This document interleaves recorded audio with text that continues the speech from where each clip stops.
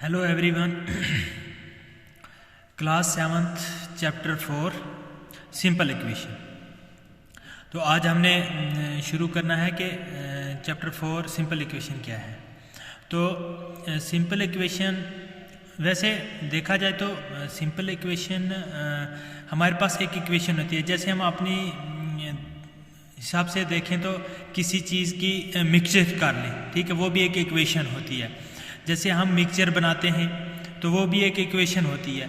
तो इसी तरह हमारे पास मैथ में इक्वेशन देखने की सिंपल इक्वेशन, तो सिंपल हो गया सादा, तो इक्वेशन मीन्स 2 या 3 टर्म की प्रोडक्शन, उसी को हम कहते हैं सिंपल इक्वेशन। जैसे x + 3, यहाँ पे कितनी टर्म है?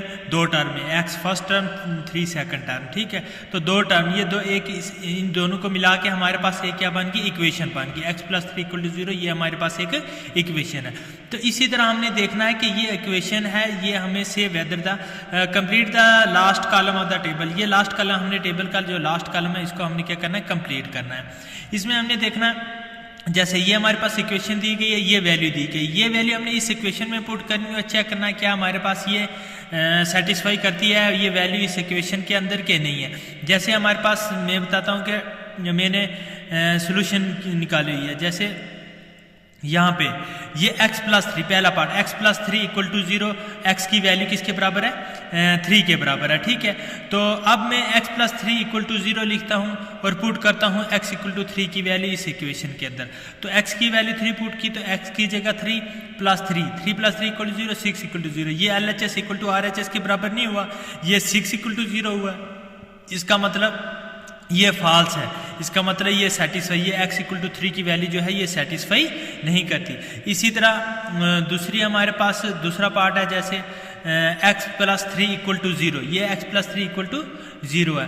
तो x = 3 इसमें भी क्या सेटिस्फाई करता है कि नहीं? लेकिन यहाँ पे थोड़ी सी मिस्टेक हुई है, यहाँ पे x + 3 = 0, x = 0 है, यहाँ पे 3 नहीं है, ठीक है। ये आप करेक्शन कर लेना, यहाँ पे x = 0 है। हमने चेक करना है कि x की वैल्यू 0 पर ये LHS = RHS के बराबर होता है कि नहीं। तो हमने x + 3 = 0 इक्वेशन लिखी, पुटिंग x = 0, x की वैल्यू 0 पुट की, तो 0 + 3 = 0, 3 = 0। ये भी LHS RHS के बराबर नहीं हुआ, ये भी, इसका मतलब ये भी क्या है? फॉल्स है, the equation is not satisfy, ये भी सेटिस्फाई नहीं है। तो टेबल के अंदर हमने जो सेटिस्फाई है उसको यस लिखना और जो सेटिस्फाई नहीं है उसको नो लिखना है। इसी तरह मैं तीसरा पार्ट आपको बताता हूँ, ठीक है। तो जैसे हमारे पास ये थर्ड पार्ट है, x + 3 = 0, x = -3। अब x = -3 पे हमने ये इक्वेशन चेक करनी है कि यह x = -3 इस इक्वेशन में सेटिस्फाई करती है कि नहीं करती। x + 3 = 0, पुटिंग x = -3, x की जगह -3 पुट करना है हमने। तो x की जगह -3 पुट किया, ये +3 अपनी जगह = 0, और -3 और +3 कितना हो जाते हैं? 0।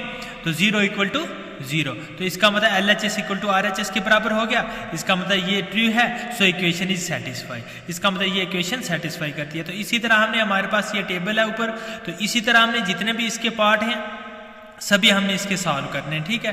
तो ये हमारे पास टोटल पार्ट है।